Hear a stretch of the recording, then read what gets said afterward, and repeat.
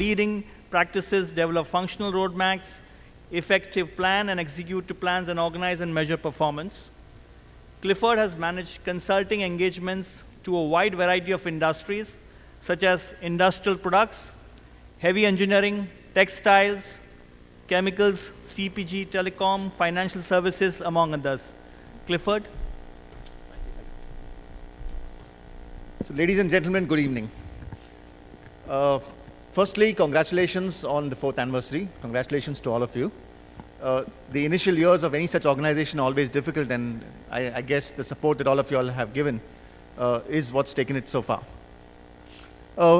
It's a privilege to be speaking to all of you all on this occasion, and I thought I'll speak on the topic of what the IT organization of the future will need to focus on.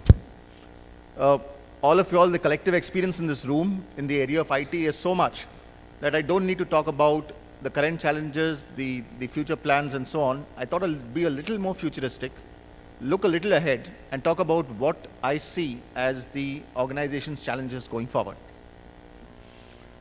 So I'll start with talking about major trends in information technology. Again, none of this is going to be very new to all of you all. All of you all are aware about it. There's a lot of buzz around these trends.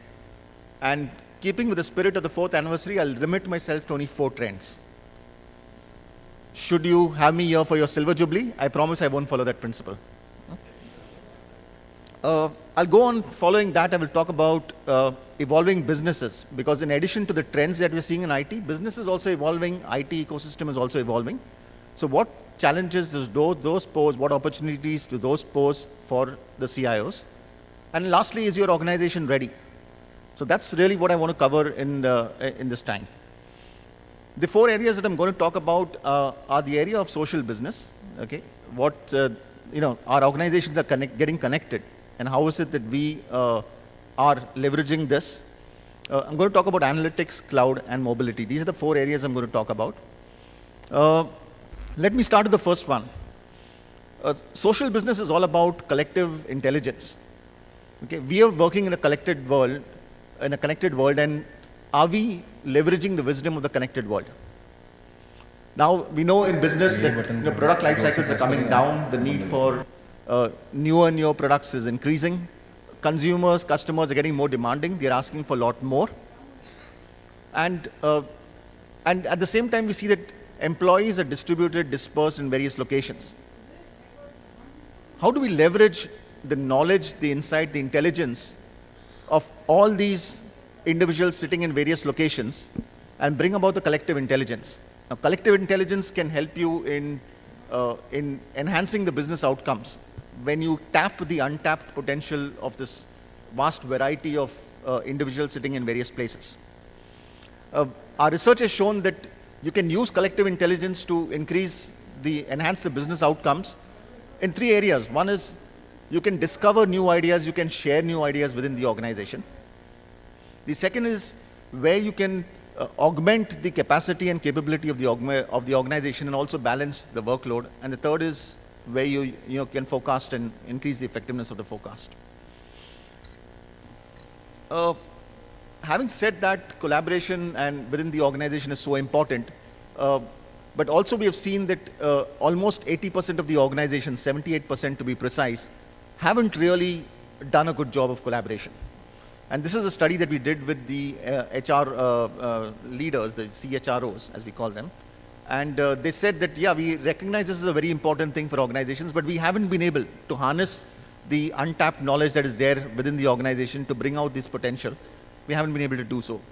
So this is an opportunity that I see where the CIOs can play a role. I'll come back to that a little later.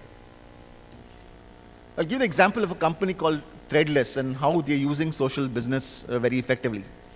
Now this is an organization that what they do is they get people, various designers, they crowdsource designs. Yeah, so a lot of people collectively put up a set of designs, and they manufacture T-shirts. Okay, so enthusiastic designers will come in and submit their designs, and their peers will start rating them and saying these are the good designs of T-shirts. And once they arrive at a subset of a good design of T-shirt, then they put it for polling, saying let us predict how much of this T-shirt will sell. So will I sell 50,000 numbers or 100,000 numbers and so on. So once they get an estimate of that, they then go and manufacture and sell those t-shirts. So they use crowdsourcing, they use the collective intelligence of people, not only within their organization, but also beyond their organization. And not only to do designing, to crowdsource design, but also to predict and estimate what the sales is going to be. I mean, all of you all know that fashion is an industry where it's extremely difficult to predict what demand is going to be, and they've done it through the crowdsourcing route. As we look at how we're going to leverage social business, how we're going to get collaborative integration into the fabric of our business, the CIOs have got a very important role to play. The CIOs can play a role of enterprise-wide collaboration, where they can get in people, in various parts of the organization together. CIOs can introduce technologies like Web 2.0, where you get things like blogs and wikis and connections across the organization, and get people connected together so that in their business as usual, it's not something extraordinary, in their business as usual style, they can come across and collaborate with each other and harness that potential that we spoke about. What do CIOs need to do? They need to put the framework in place. They need to put the enablers in place to ensure that you're capturing on this opportunity. Let me talk about the second trend, that is analytics. Analytics is a word that has been around now for some years now. And this is again a space where whenever I meet up with CXOs, the common complaint these days is I have too much of information and I'm not able to leverage that information enough. Okay, so the question again is, how do we ensure that the right information is being given to people so that they can be used for decision making? Yet today, as we speak to a number of organizations, we find out that decision making is yet gut, it's not really based on insights and information. And while gut-based is of course important, but organizations are yet not getting a complete view of the business. Information is yet lying in silos, in departments and functions, and one doesn't get a complete view of information across the organization. Again, our research has shown that almost 6 out of 10 say that analytics will give us a competitive advantage. We asked CXOs as to, do you think analytics will give you a competitive advantage? And in 2010 and 2011, the same question was asked, and you see a significant increase. People are saying, yes, it's going to give us a significant advantage. And also, if we look at companies who leverage analytics to get competitive advantage, they are 2.2 times likely to exceed the performance of their peers in that industry. So it's really an interesting play for organizations to focus on. But however, as I said, the information is not being well captured, not well managed, not well analyzed. And here again, there's an opportunity for us, everyone in the room, to play a role of not only providing the infrastructure, but really questioning as to what is the real information that we need and who needs that information at what point of time. So again, analytics plays a very critical role, and here it's again a combination of business insight along with the technology capabilities to bring you these changes. I want to talk about some examples here, and there are 2 examples I've put up here. One is of the New York Police Department. Okay, now New York Police Department is one of the largest police departments in the world. They have 5 boroughs and they capture a lot of information. But what used to happen is all the information was lying in silos in individual organizations and individual functions. And they were not able to synthesize, analyze, get insight from that information. And the crime information warehouse is something that they put up now. And all the 37,000 officers today have real-time information on whatever crime is happening in the New York City. So they get very real-time insights into what is happening. They can, by using predictive patterns, they're also able to analyze where is crime going to happen, and they're also able to prevent that. So this is really a good way of using analytics to prevent crime that's actually happening. The other example of information overload and where a company has really managed this really well is Geosciences Australia. They get a lot of information of seismic data, offshore seismic data, some satellite data, and they keep collecting this data in order to do the environmental predictions. The amount of data that they're going to have in a few years' time is going to be 2.7 petabytes of data. Huge amount of information.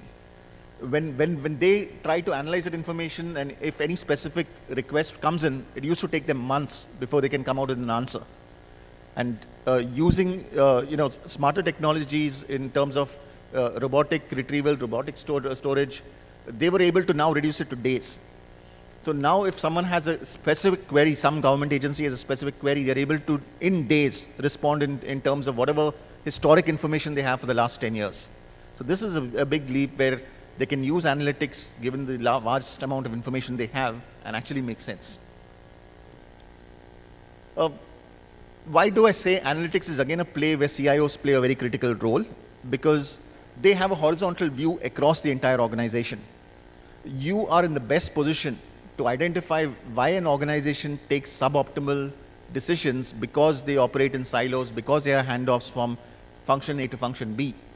And this is the opportunity where CIOs can play a game-changing role in the organization, where they can set the information agenda. So it's not only about providing the infrastructure, it's about setting the agenda, telling the organization, this is what you really need to capture, this is how you're going to get insight from information.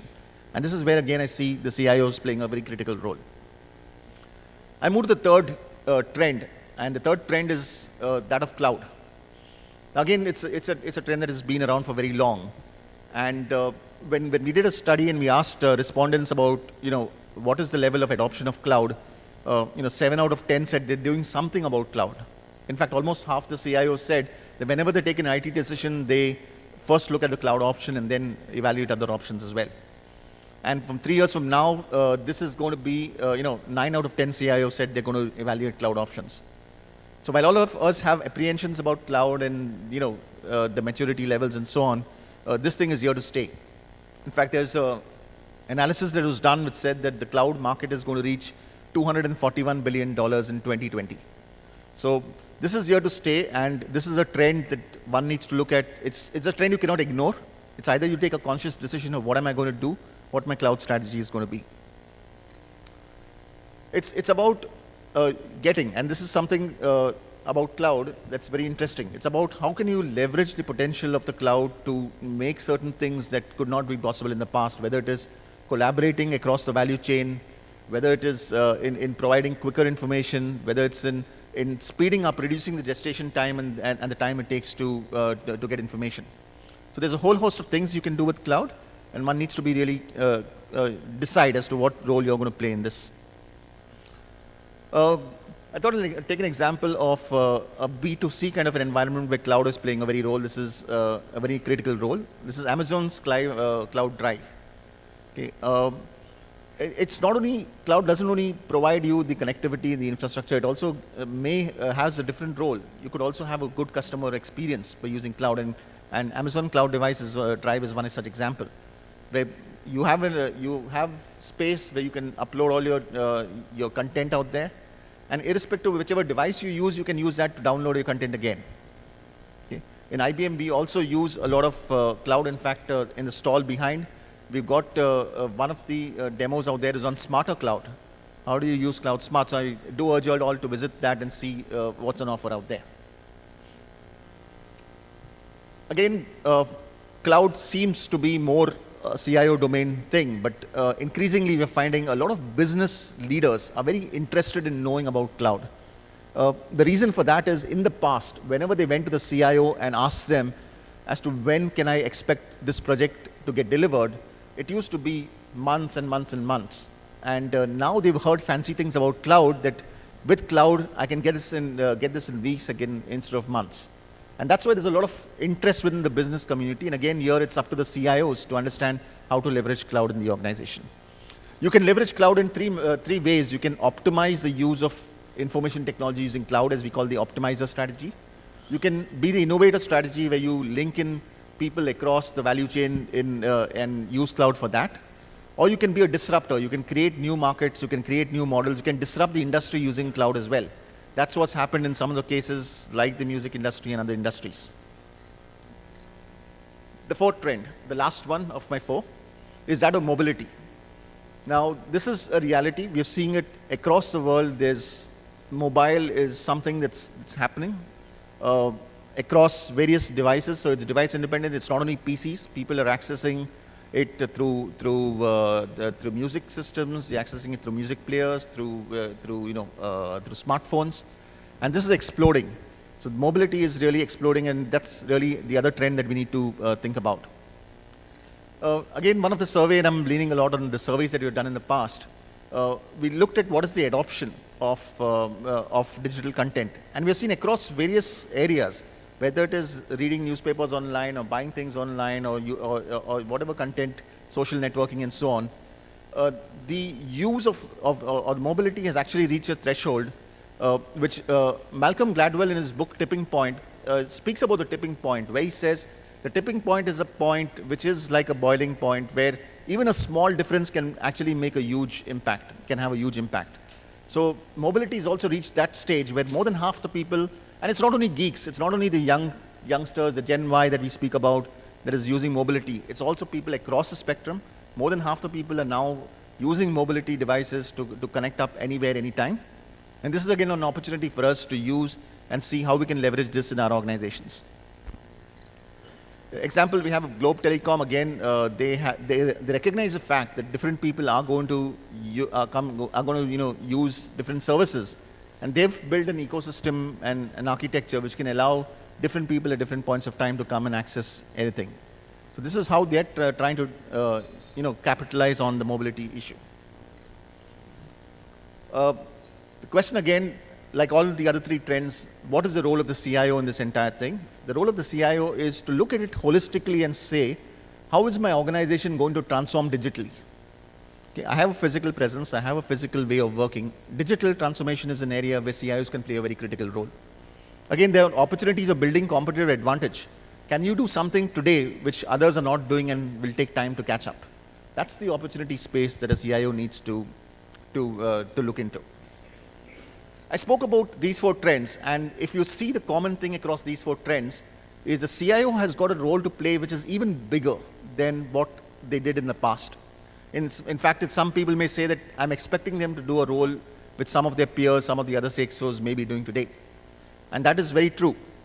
And in addition to these trends, they are also evolving business and IT ecosystem. I'll touch upon this part about it. The combination of these trends as well as the evolving ecosystem means that we cannot do business as usual. Business as usual is not an option, and now is the time to look at disruptive models and disruptive ways of working. Now, what are these changes that are happening in the business ecosystem? Two things that are happening.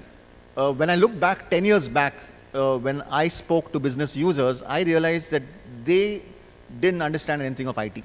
Okay, the understanding of IT was at very, very, very low level. That is an animal that the CIO looks at, I just don't understand IT. Right? But now, a lot of business users are IT savvy.